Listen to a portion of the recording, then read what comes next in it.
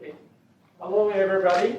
Welcome to Hong Kong Institute for Advanced Study, called Hong Kong IAS. Yeah, some of you are the first time to be here. Okay. So, my name is Jacob Huang, the Executive Director of Hong Kong IAS. I know this is a very critical moment, and we haven't had a real event for several months, so I feel a little lonely.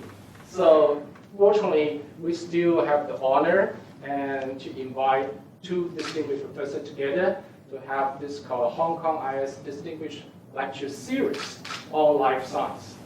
And we're going to have two lectures. The first one will be given by Professor Bruce Ransom, and the second one will be given by Professor Sir Colin Blakemore. Okay.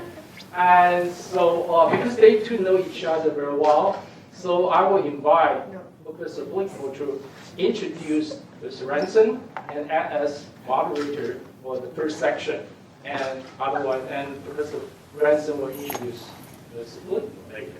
So let's warm applause to welcome Professor Blakemore. Well, it's a particular pleasure to introduce Bruce Ransom, giving the first of what we hope will be a series of lectures in the life sciences here at the Hong Kong Institute for Advanced Study.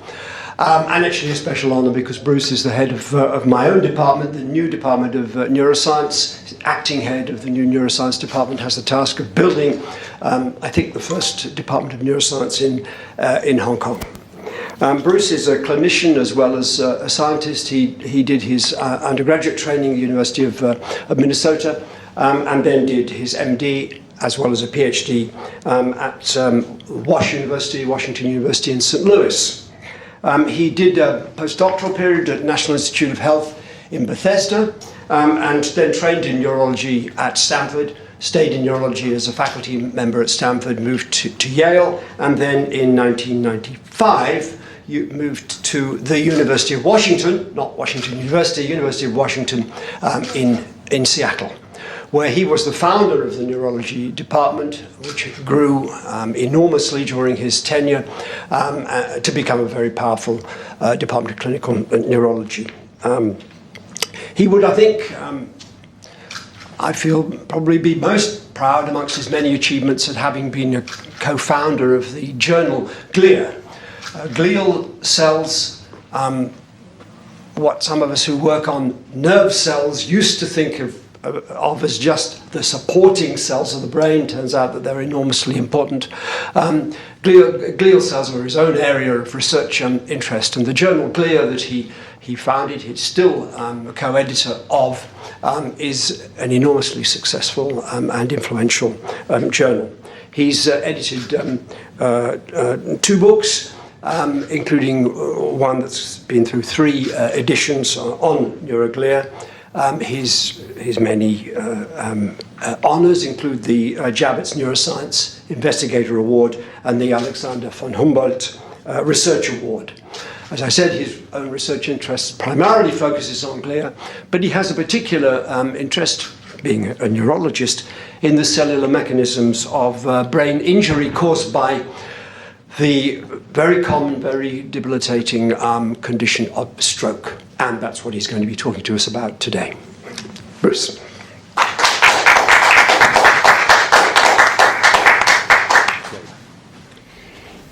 Thank you, Colin, for those kind words. Very much appreciated.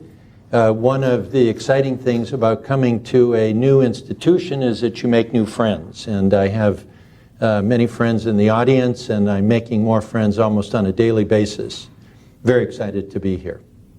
And I want to thank the audience for braving Corona-geddon, the end of the world as we know it, since the arrival of the new coronavirus.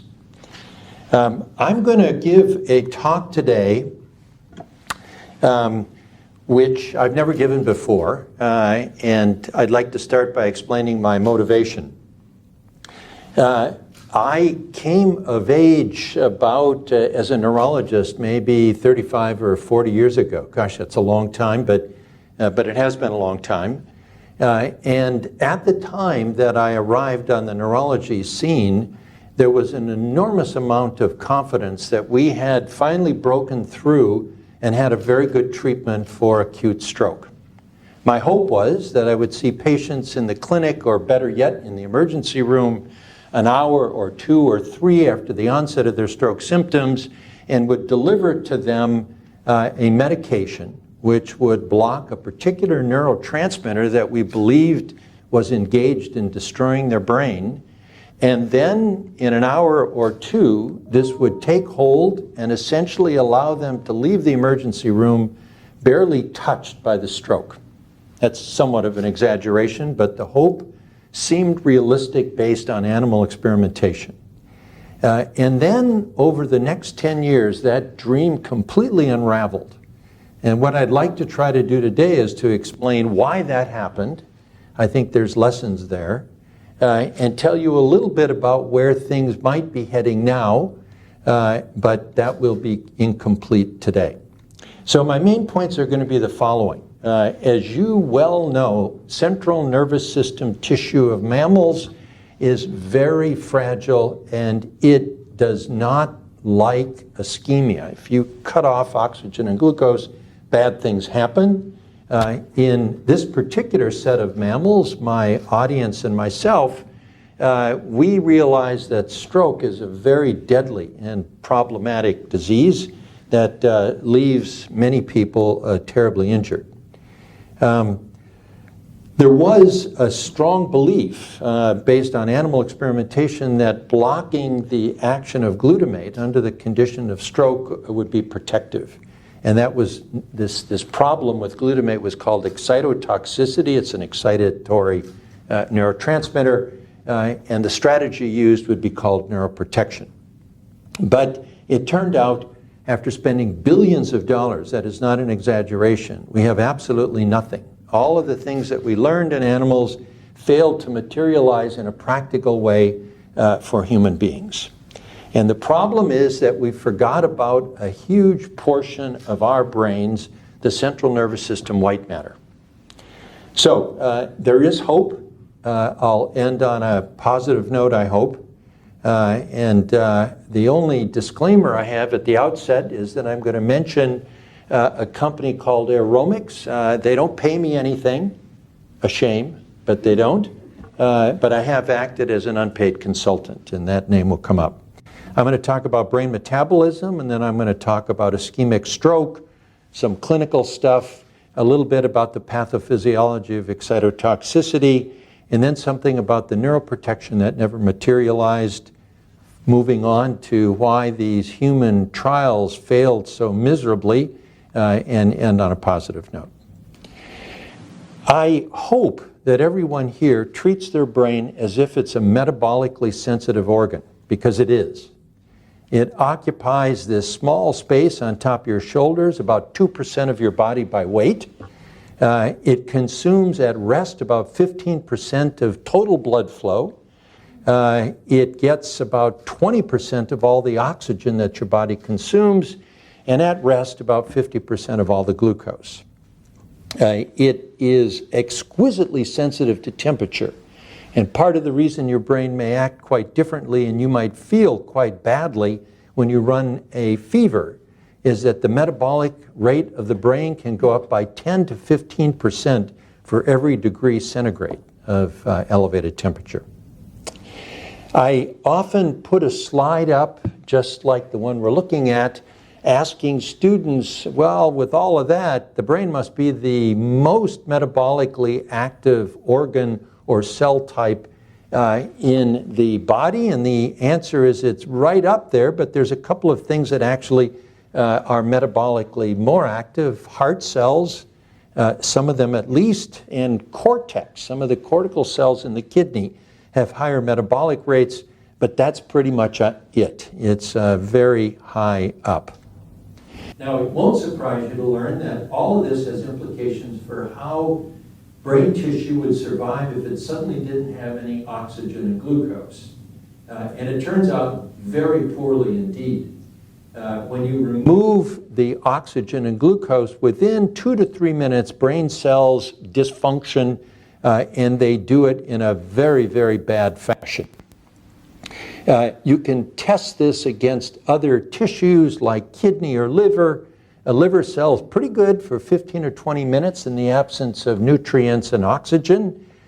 Skeletal muscle, an hour and a half. Your doctor, if he or she had to do a procedure on your arm, could put a tourniquet completely blocking all blood flow to your arm, proceed to work on the arm without any fear that those skeletal muscle cells would have a problem. Vascular smooth muscle is even more tolerant. That time frame is measured in days. There are some creatures that are real champs, and in terms of a red-blooded creature that is at the top of this, it's the bar-headed goose. And the bar-headed goose has a commute that it does once a year over the Himalaya mountains, and it may fly for hours at altitudes in the neighborhood of 9,500 meters. For a long time, observations that this was so were simply disputed because the amount of oxygen carrying capacity that hemoglobin-like cells have at that altitude is so poor, no one could imagine it would be sufficient to run the exhausting marathon that the bird is in fact doing. So what's all this energy being used for? Here's a generic brain cell, and really it's not all of them. We're looking at a cell that's more akin to all of our neurons, and that would certainly include cells in portions of the brain that my introducer, Sir Colin, enjoys to study the most, the retina, but it also includes certain glial cells, most particularly oligodendrocytes, have a very high metabolic rate. And what we know is that the glucose and oxygen are being used by these generic brain cells at a very rapid clip. They generate this adenosine triphosphate, which is the metabolic energy coin of the realm. And this is used to maintain transmembrane ion gradients, which are very steep in nervous tissue and are extremely necessary for signaling and for maintaining proper homeostasis. So this particular step accounts for about 50% of all of the fuel, that is to say the sodium pump and other things that maintain these ion gradients. But nerve cells and other high energetic cells in the brain are also extending and remodeling their skeleton constantly. It's referred to when it particularly directs its attention to these actin monomers that are involved in the skeleton, actin cycling, and there are times when that can constitute about 50% of all the energy being used. Now, if you heard what I just told you, and you'd read your owner's manual, then you know that you should never unplug your brain. That is to say, any period of time without oxygen and glucose could end in very bad consequences indeed. And I would go on to the next point, which follows immediately from this. Keep in mind that your brain has very limited repair potential. You can't just swap out your brain for a new one because you are your brain. Your brain cells last a lifetime because they wind up incorporating in very interesting ways essentially everything that you are. So a new hard drive to replace a huge portion of your cortex that's been destroyed is not going to do the trick. You won't believe it, but in the 40s there was a big argument about how the brain and your behavior would be affected if there was no blood going to your brain. And so John Anderson decided that he would find out the answer to this question. And being an engineeringly oriented person, John invented a pneumatic device that would go around his neck and could be inflated to extremely high pressures that would completely occlude all blood flow to his brain. No blood would go beyond his neck. And what was he thinking of? Yes, you are justified in asking that question. John was propelled by the exciting question, how long would it take for my brain not to work right? And believe it or not, he got a human research council to approve his research, which was done by volunteers in a penitentiary, a prison in Stillwater, Minnesota. Well, I don't know if our RRB would be agreeable to that kind of a study today. When John inflates this, within a fraction of a second, it gets to a point where no blood goes to the brain. And the question I ask my audience, and I want you to propose an answer to yourselves, is how long will it take before something changes? All right, you have an answer, right? Not long is the answer. 6 seconds, you can no longer move your eyes. That's plus or minus 2 seconds. Your eye movement stopped, dead stop. And within 8 seconds, plus or minus 5, everyone was unconscious.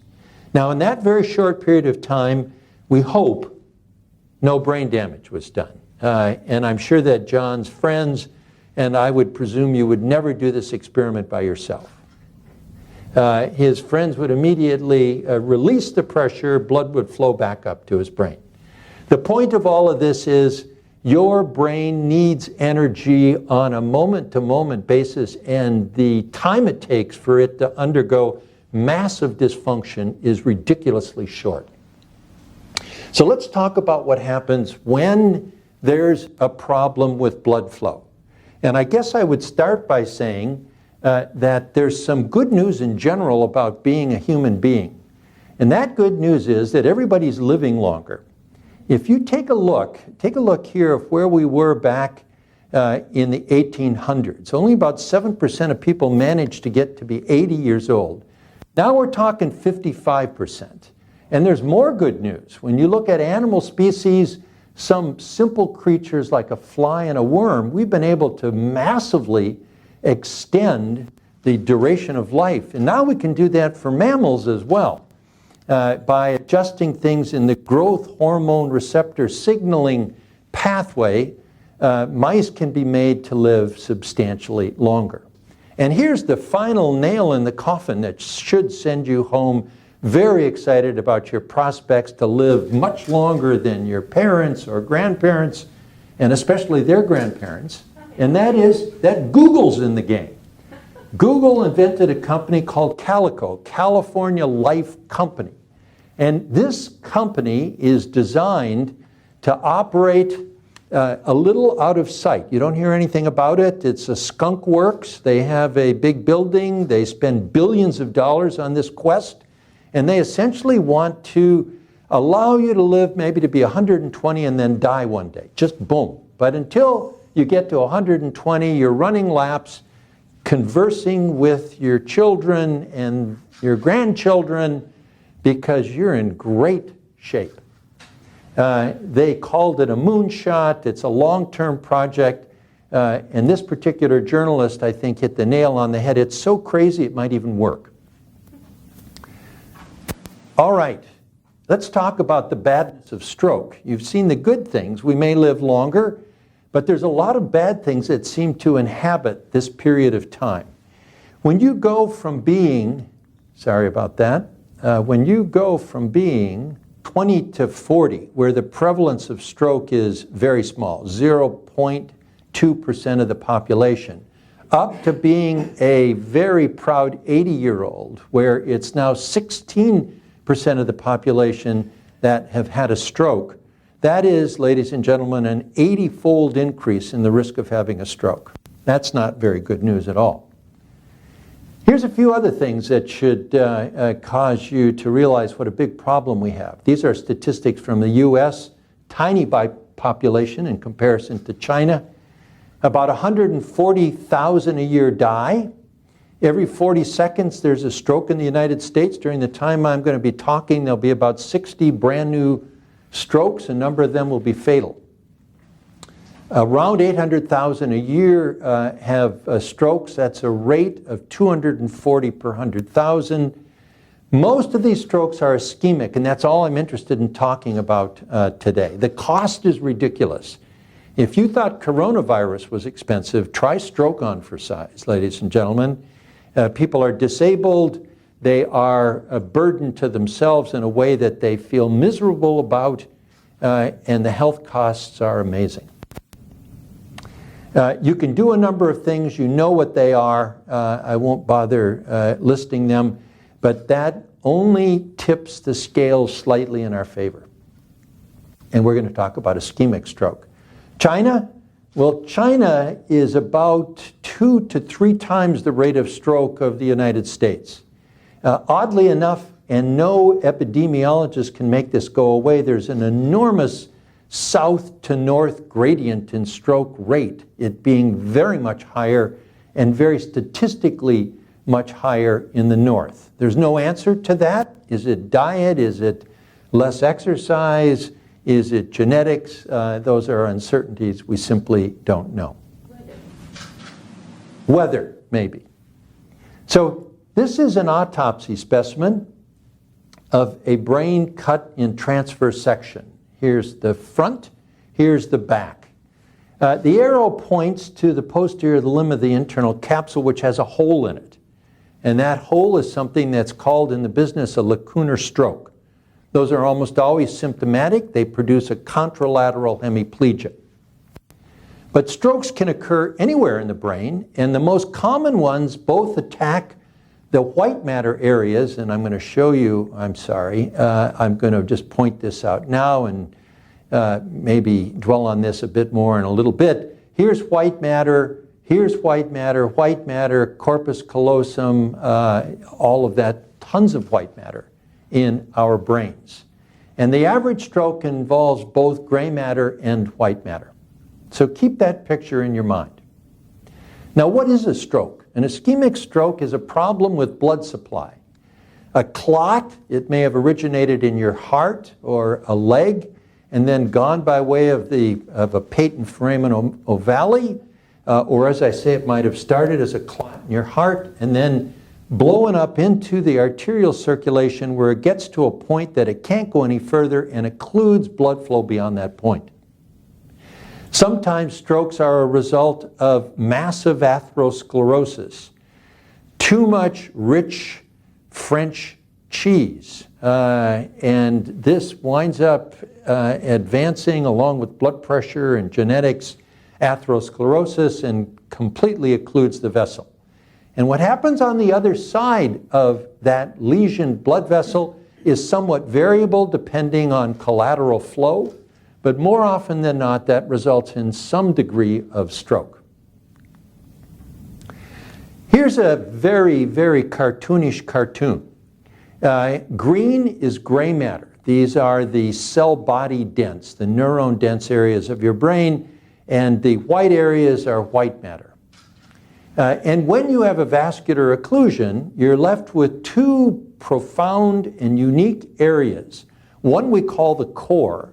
At the core, there's no blood flow at all. And the cells in that region are dying. And it doesn't take them very much time. You know that. John Anderson showed you that. And we learned that by looking at the metabolic rate of these cells. Penumbra refers to shadow, and it's talking about an area where the blood flow is a mere shadow of what it is normally. And that area of the brain is at grave risk.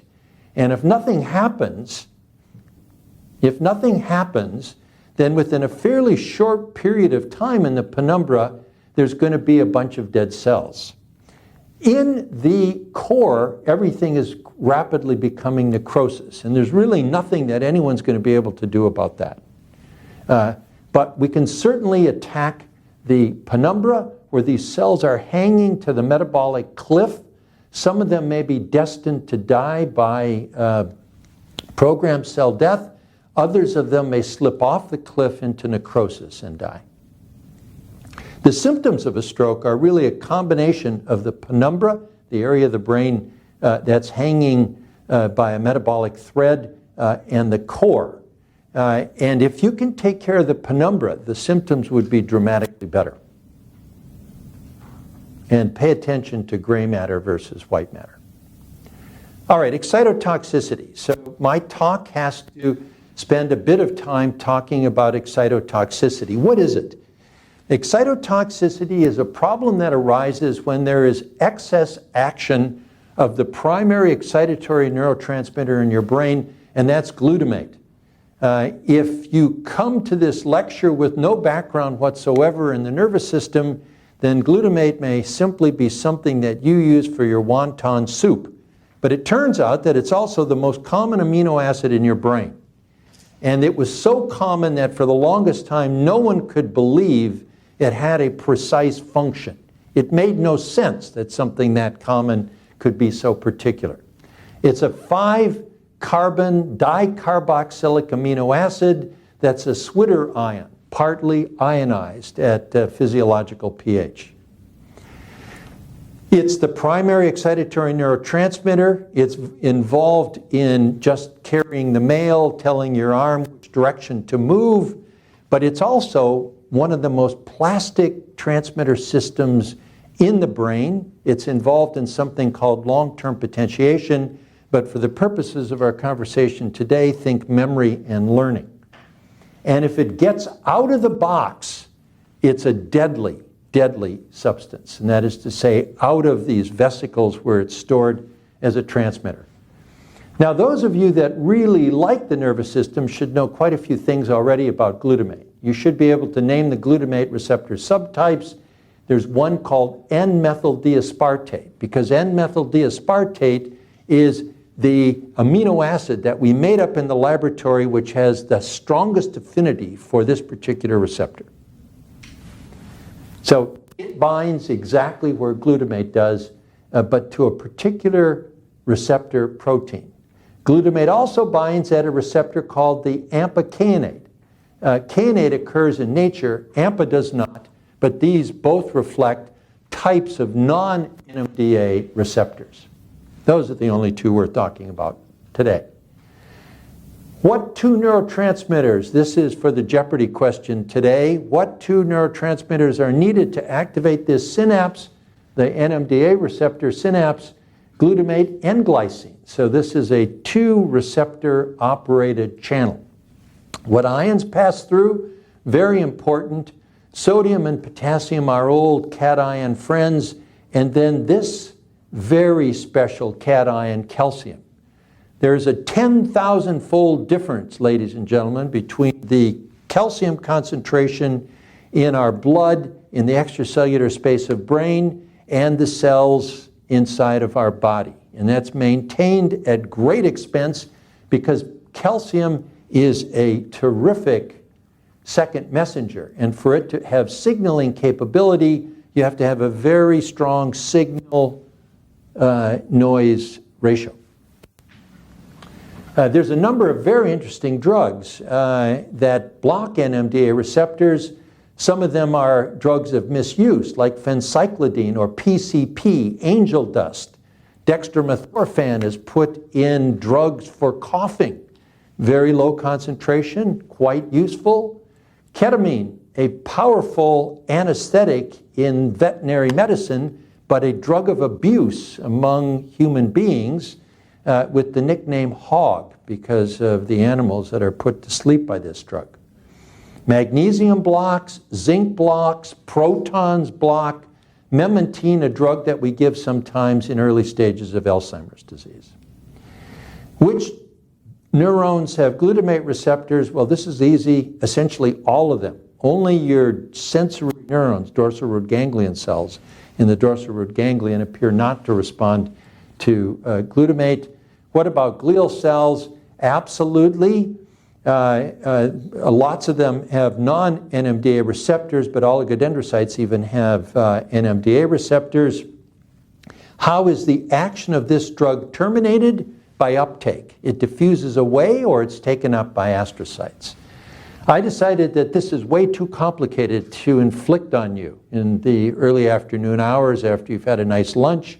So I'm going to skip this and just simply tell you that of the two main ionotropic, ion-conducting receptors that glutamate can activate, It's the NMDA receptor that is permeable to calcium. And calcium is the thing we got to look out for. Now, what is excitotoxicity? Here's a nice little cartoon glutamate synapse, a generic one. First let me say a word or two about its normal function. I hearkened back to my beginnings in neurology. And one of the people that was really on top of this story of excitotoxicity is a terrific guy by the name of Dennis Choi. Dennis did his training at Harvard. He's the only person I know who got an MD and a PhD degree at a major university in 4 years. How he did that, I still don't quite understand. I actually read some of his work because I was asked to review one of his papers from his thesis. So he was a year or two beneath me in terms of his sequencing through medical school and his PhD, and I could tell that there was something special about the work he was doing. And I would give Dennis more than anyone else credit for the concept of excitotoxicity. Under normal conditions, this glutamate synapse functions like any other one. An action potential invades, some calcium comes in a tiny controlled amount. It causes release of a vesicle into the extracellular space. Those little green dots are the glutamate that's being released. They activate a bunch of receptors on the postsynaptic side, and then, depending on how much depolarization you have, a signal may or may not be sent. The astrocyte is always in the neighborhood because it's responsible for taking up about 95% to 98% of the glutamate that's released. And without that astrocyte, this would be constantly in a state of overstimulation. When there's no oxygen and glucose, when you're in the early stages of having a stroke, now there's no ATP within minutes. This thing depolarizes, calcium pours in, and you get a massive release of glutamate into the extracellular space. But it's worse than that because the astrocyte now no longer completely maintains its transmembrane ion gradient, and it also dumps a bunch of glutamate into the extracellular space. This causes massive overactivation of N-methyl D-aspartate receptors. You know that this causes calcium to increase inside the cell, and the calcium activates a bunch of calcium sensitive enzymes. It produces gross toxicity, and it essentially destroys the proteins of life and this postsynaptic neuron. That's excitotoxicity, and you can understand why there was a tremendous amount of excitement about simply going in and blocking this pathway with a NMDA receptor blocker. We have plenty of good ones, and that should have been terrific. And in fact, rodent stroke models using NMDA blockers were coming out by the dozen a week. There were hundreds of these papers, each one a little variation over the next, and they all looked positive. And you would have had to be dead asleep or completely disinterested or on another planet not to have heard about this. And the people that were really paying attention were pharmaceutical people.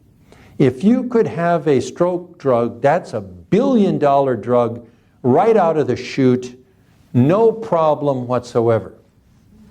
So with all of this, we immediately went to step 2, human trials, and they were a total failure. And the rodent data was so good that even though the early studies were completely negative, they just kept doing them, thinking, we must be doing something wrong. It's got to work. How could it not work? These nervous systems, believe it or not, the mouse and the human, are not that different. Yeah, what happened? So, I showed you that white matter is usually injured with stroke. And it turns out that the big problem was that the NMDA blockers didn't work on the white matter component of the stroke. In fact, they made it worse. They made it worse. In a moment, I'll really stop and show you how different we are in that particular regard from the mouse. So in that particular way, the pathophysiology, the pathophysiology is very different in white matter. And the sad thing is that after spending $25 to $30 billion on failed trials, the pharmaceutical industry, major pharma, has essentially stepped back from being involved in all of this. It is a case study in research strategy mistakes. And their blunder was to rely entirely on the rodent model of stroke. Another time, we'll talk about the details of white matter ischemic pathophysiology. You've seen this already, and you already know that the average stroke involves white and gray matter. And you know that there's a lot of white matter scattered all over the place in our brains. And in fact, that's very important. This is the simplest cartoon that you might have ever seen. Gray matter is up here. Here's a nerve cell body. This is an axon. Happy until ischemia comes along. Now, if there's no protection, you have a dead cell body and you have a dead axon. If you've got neuron protection, well, that's not going to help you much. You still can't watch TV because the axons are interrupted. Your brain's not working. What you're going to need, and in fact, if this is the only part that's dead, often it'll do retrograde damage to the cell body. So if we're going to have any benefit from a strategy, it has to be a protection for neurons and axons. Tremendous nonlinear increase in white matter going from a rodent to man. It turns out that if you add one voxel, one small unit of volume of cortex to a brain, you have to add that voxel to the third power of white matter to get it connected up properly. And it produces this huge expansion in wiring. We have engineers in the audience, I happen to know, and they know that you have to wire stuff up correctly or it doesn't work. And that's absolutely the way it is in the brain. So here's the rodent brain, 13% white matter. Here's your brain, 54% on average. If I impose, and I'm going to do the same size stroke on both sides, a large middle cerebral artery infarct, only 10% of the lesion is white matter in the rodent. And that means that most of the deficit's due to gray matter, so things targeting gray matter are going to be great. I do that to you or I, and 50% is white matter, and the corollaries are that these gray matter drugs just simply don't work.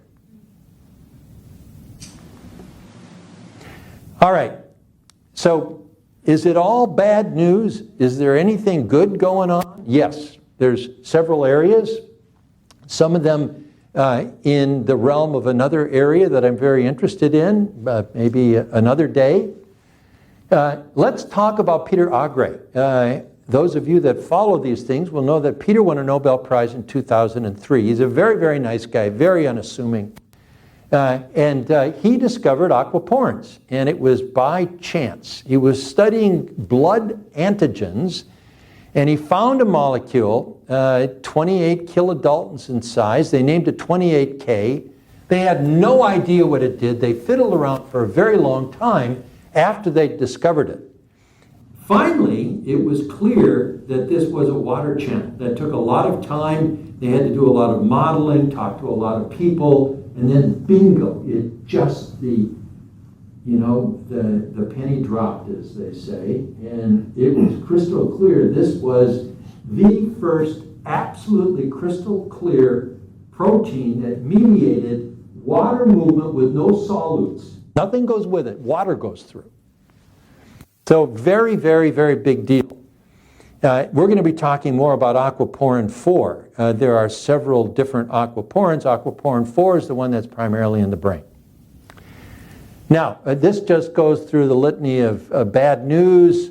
The only thing we've got is clot-busting agents. Man, that's bad news. But it turns out that one of the things that we know about the pathophysiology of stroke is that edema happens rapidly inside of a rigid container, your cranium. And your rigid container has very poor compliance. If I increase any volume in there, the pressure goes up dramatically. It's an engineering problem. And that can kill people pretty quickly.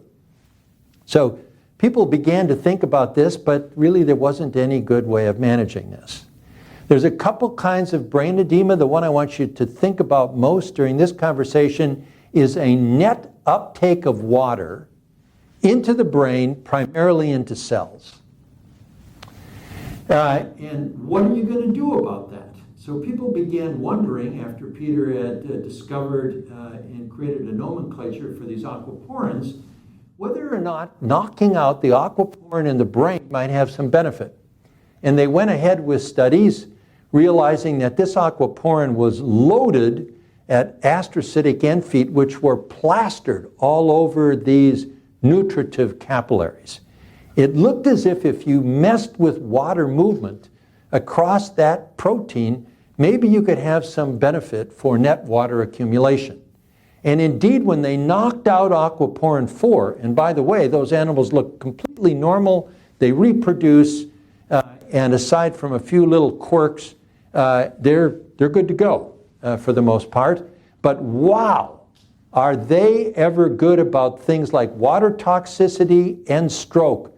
Their strokes are much smaller. You can see here in a direct comparison. And when you look at outcome, look at these bars here that show you the statistical data. Usually there's no deaths whatsoever under normal circumstances in a middle cerebral artery infarct. 50% of the mice die. Great. So what we need is an aquaporin 4 blocker. And guess what? Pharmaceutical industry thought that was a good idea too.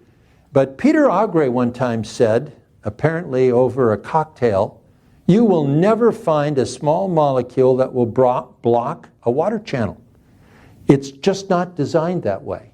And in fact, people tried and they could not find a small molecule. So my friends at Yale, Walter Boron and one of his graduate students who has to be, he must have, and I would say it if he was in the audience because he's such a nice guy, but he must be one of the most compulsive people on the planet, because after months and months of negative studies looking at one pharmaceutical library after another, they screened, I know that's a bigger number than this, I think the real number is something like 200,000 compounds. They used the 3 largest commercial libraries in the world to do this, and they had a couple of things that looked a little interesting, and finally they hit upon from a library in Japan a molecule that was supposed to be an antibiotic, and it was spectacular. And out of that came a company that I consult for once in a while called Aromics. Not paid, so I can talk, I think. And they have a lead compound called AER270. And this compound is amazing. It works at least as well as the knockout, making us think that maybe there's a few other non-aquaporin 4 aquaporins in our brain that could also be participating, also blocked by this drug. Huge effect in stroke models and water intoxication models. It looks great, and it has an absolutely spectacular safety record. We're now in phase 2A studies clinically, and I'm optimistic that this might be a slight bright spot under the Christmas tree for those who have been waiting so patiently, essentially forever, for something that would help with this terrible disease. So that's all I've got to say. I would just say that yes, there's some, there's some good news, especially I think more in an immediate sense about blocking brain edema. Blocking excitotoxicity, we're going to have to do it both in gray matter and white matter to have any hope of benefit. And remember that the excitotoxicity, although we didn't talk about it in detail today, is unique in white matter. And it's going to require a non-N-methyl diaspartate receptor blocker strategy, because that actually makes things worse. There are some other targets that are being thought about, but they've never been druggable. It's never been possible to make a drug that really worked decently in the actual clinical theater of stroke care. So I thank you very much for your attention. Colin, for your introduction. If turnaround is fair play, I'll do my best. And if there are any questions, I'd be very happy to try to answer them.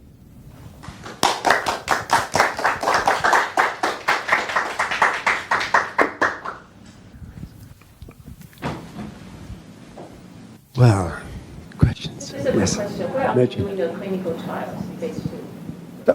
Where? They're doing them. They're doing them in a consortium of hospitals in the United States and China. This company just partnered with. I'm going to get the name wrong, so I won't try it. A Chinese pharmaceutical firm that's invested many millions of dollars in Aromics so that they can press ahead with these trials. China is a wonderful place for doing clinical trials. They've advanced to a level of significant sophistication for providing neurologic care. They understand modern epidemiology, and so they're very good partners indeed. I'd like to be back here in a year with some preliminary data about that trial. Han. Right, Bruce, thank you for the talk. So my question, since you talk about China being a good place, actually, there's a lot of over-the-counter, non-prescription Chinese, tablets that are sold, to my parents or, people's grandparents, that they should have one at home in case they have a stroke, and it costs about $200 each of those. So have you heard about that and have, Chinese partners, Chinese partners talked about that because that is right at their own place, not even their doorstep. Yes, Han, that's an interesting question, and I have no idea what that is.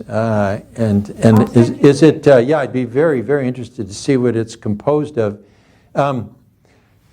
I would be the first to admit to you that human beings are superstitious. It matters not at all how much education you've had, how scrupulous and skeptical you are in your own laboratory. When it comes to personal health or that of your loved ones, we often get a little superstitious. I won't even tell you the vitamins that I take from time to time because there's very little evidence to demonstrate their efficacy. But they're habits of mine, and they certainly do no harm. But I'd be extremely interested in knowing what that pill is, especially a pill that you can charge $200 US for. Other questions? Jacob. I'm kind of curious about the difference between male and female. I noticed from your PowerPoint, when you are very, very young, since the female have more cases, but when it's grown older, the male becomes. So that means genetic, probably the female will have more tendency to get stroke, but because the male didn't take care of the body or something like that. Accumulated. Yeah, so, I have to be very careful that I don't answer this question in a fashion that could cost me a lot of goodwill here. But here's the deal about that. So Jacob is referring to the slide of stroke prevalence and to the data that showed that if you're 20 to 39 years old and a woman, you have a higher stroke rate than the 20 to 39-year-old man. Not by a lot, but by a measurable amount. And that's because first of all, the rate is very, very low, extremely low. And because that stroke data included non-ischemic stroke, hemorrhagic stroke. Women have babies, and men have evolved not to have that responsibility. Having a baby is a very It is a very stressful physiological event, and there is a certain association of tremendous elevation in blood pressure and cerebral hemorrhage from time to time. So that adds something very unique to the statistics down in that particular age range. And probably that, more than anything else, accounts for that slight differential in the ages 20 to 39. Beyond that, all the things you said, all those negative things about the male attitude, the male not being careful, not being as, how should I say, conscious of doing the right thing, eating the right food so that you maintain, things in the best operating condition, probably do apply to some extent. You mentioned ischemic, hemorrhagic as opposed to ischemic stroke, and of course in this part of the world, the proportion of strokes that are due to hemorrhage is much higher than in the West. Will the strategy that you're suggesting be relevant? I think so. I think so, Colin. Yes, there's more hemorrhagic stroke, but at the same time, but there's also a tremendous amount of ischemic stroke. Both of those percentages go up in this part of the world, in Asia. I don't know why. Clearly, there's a small genetic component, although the genetic differences between all of us are unbelievably minute. There's some, and it appears as if somehow or other Japanese populations, especially around hemorrhagic stroke, are higher. But there's no population in the world of any description where hemorrhagic stroke is even remotely close to ischemic stroke in the grand scheme of things. But it's a very nice point that you bring up. Yes, Jeff. Yeah, so the results for aquaporin are very exciting and I think promising. And so I was just wondering, within the neuron, I guess there are many different types of aquaporins. Within the neurons, are there more aquaporins in the cell body area or in the axon area? And if there's more in the axon, would that help with treating the white matter injury? Yeah.